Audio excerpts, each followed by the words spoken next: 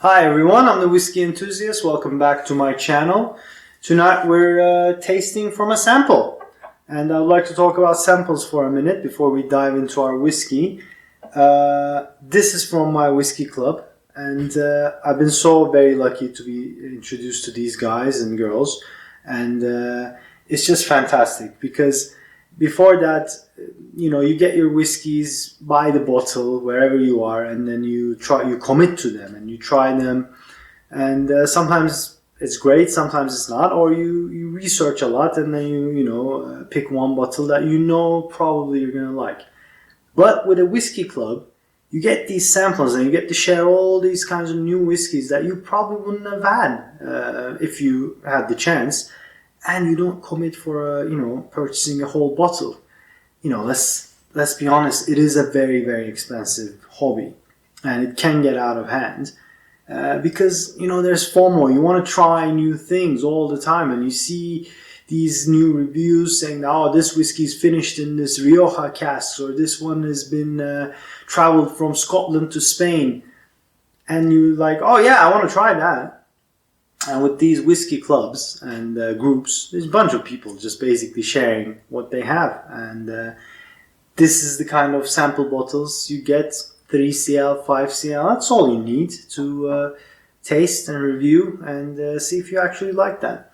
So my humble advice would be, if you can, try to find a whiskey club. I know it's fun to drink with your friends, but these clubs and these groups are a bit more geeky, like you and I, when it comes to whiskey, and it's really fantastic fun to talk about in depth what the distilleries are doing and how much this one particular batch is better than the previous one, or vice versa. So anyway, that's my conversation about the samples. Now, tonight we have Hazelburn 13-year-old Oloroso cask matured, bottled at 47.1%. I'll show it to you, but I don't know if there we go. So it doesn't focus. Oh well. Really, does it? There we go. That's actually quite. Anyway, you read the title. You know what it is. That's why you're here. So you don't have to see it, but it's actually the label of the bottle. And sometimes I just get right things. Anyway. So Hazelburn is a Campbelltown whiskey. Now, Campbelltown as a region used to be the biggest whiskey producing region. Back in the day, there was about 35 different distilleries. But due to extra producing and the quality being low, it diminished. And right now we have 3 distilleries in Campbelltown. And these 3 distilleries produce 5 different whiskeys. We have Glen Scotia, which is lightly peated, quite maritime. I enjoy Glen Scotias. It's nice. It's a nice introduction to Campbelltown, I think. Then we have the Springbank Distillery, and we have the Glengyle Distillery. Glengyle is quite recent. They produce Kilkerran. They have their heavily peated ones, and I think they do unpeated ones. I'm not sure because they're quite new. I only tasted a few, and they're all right. But Springbank is the big boss of that region, and Springbank produces 3 different whiskies. One of them is Springbank, and they're generally mid-peated. Then there's Long Row, which have peated and maybe unpeated. I'm not entirely sure. It gets a bit confused, but they have fantastic wine finishes. Long Row Red is one of the best whiskies I had, whatever it is, whether it's a Malbec, not Sauvignon, no, Cabernet Sauvignon. Anyway, if you find Long Row Red, go get it, get a sample, buy a bottle if you can. They go out really fast. And Hazelburn, this one, which is triple distilled, unpeated. I am not a fan of Hazelburns. I had a few before. I didn't enjoy it.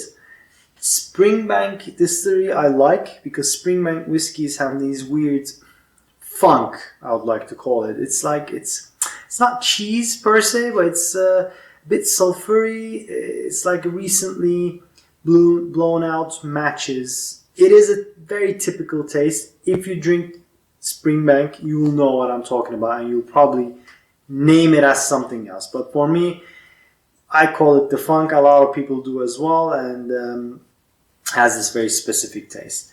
Now this one is Hazelburn. It's triple distilled, like a lowland one, and it's unpeated. It's 13 years, and it's been matured in first fill Oloroso sherry casks. Good specs, 47 and 1% unchill filtered, no color added. Shall we dive in? Now, the alcohol shines through, which is interesting. With triple distilled whiskies, you kind of don't feel that brightness. It's very mellow, it's very relaxed. But with this one, I don't know, there's a shininess to it.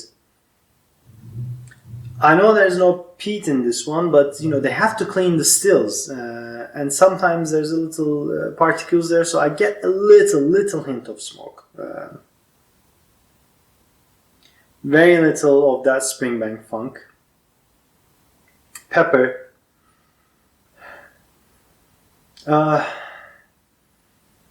Sweetness is there, but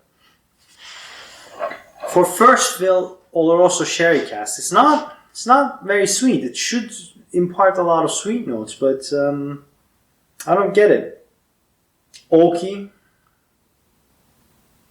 Yeah, a bit floral.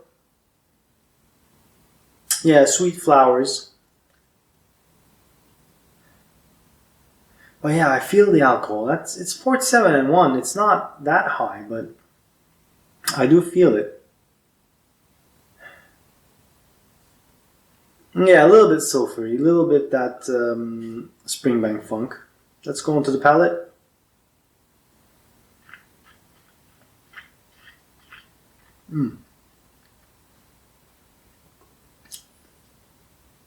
Oh wow, yeah.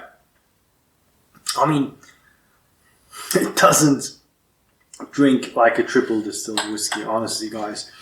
Take Auchentoshan, for example, or take Irish whiskies which are triple distilled. I mean, this just for me feels like a normal double distilled and hastily distilled whiskey. Like I said, I'm not a massive fan. I'll come back to the palate, but the aftertaste, pepper, spice, oak, sweetness on the front, on the top of the tongue. But it's not overly sweet. There's bitters. It's bittersweet. It's like marmalade, like orange rind. There's sweetness there, but there's also that bitterness of the orange rind.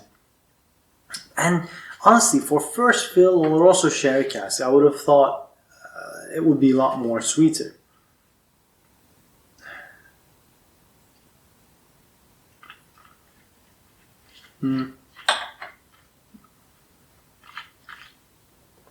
I mean, it is spicy, pepper. It's almost like chili jam, but not as jammy. I don't know if that makes sense.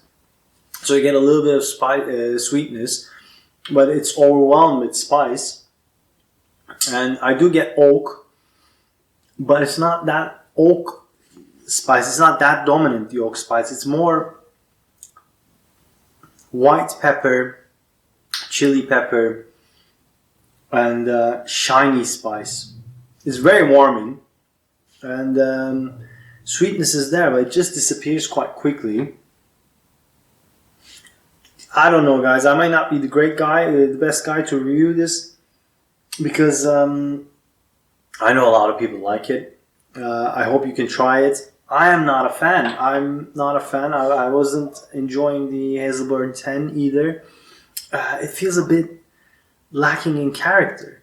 You know, they use good specs, but I don't think it shines through to the glass. Triple distillation, you do it to get the more relaxed feel, the more easy flowing whiskey, the more easy drinking whiskey, which this is not for me. And I am used to cask strength whiskies. Like Springbank 12 cask strength is one of my all-time favorites. You really get that funk. So I don't know. I don't know why I don't like this one. I mean, I know I don't like it. It just feels lacking in character. I don't feel that sherry cask coming through. I don't feel any particular. I mean, there's a little bit dark chocolate now, cacao, that bitter cacao, the natural one you would cook with. There's that coming now. But none of the notes seem to be in harmony. And honestly, when I first and still smell it, it's I always get the alcohol shine, alcohol burn first.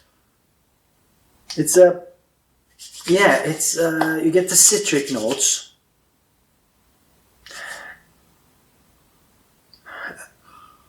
Interestingly, in Turkey, my grandma used to do this. When you get sick, you put this grainy coffee, Turkish coffee, and you pour some lemon on it, and you would chew on it. It will really calm down your stomach.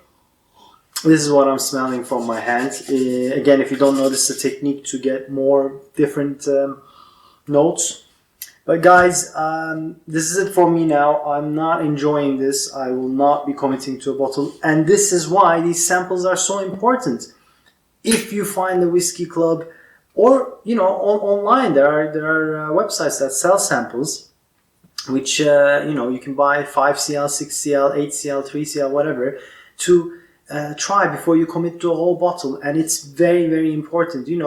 Don't spend your hard-earned money into stuff that people online on YouTube or reviewers say they enjoy. Everyone's palate is different. There are a lot of people who love this. I don't, and I'm very happy. I'm very thankful for my Whiskey Club group to gave me the opportunity to taste this. So, guys, thank you for joining me. I hope you liked this review. I hope I didn't disappoint you. If you did, if you can hit that like button, I would really appreciate it. And if you haven't already, please subscribe to my channel. Hit that bell icon to see what my new reviews coming. And also follow me on Instagram. I get some, I think, cool photos at the Whiskey Enthusiast. And I'll see you at the next review. Cheers to your health. Avoid this.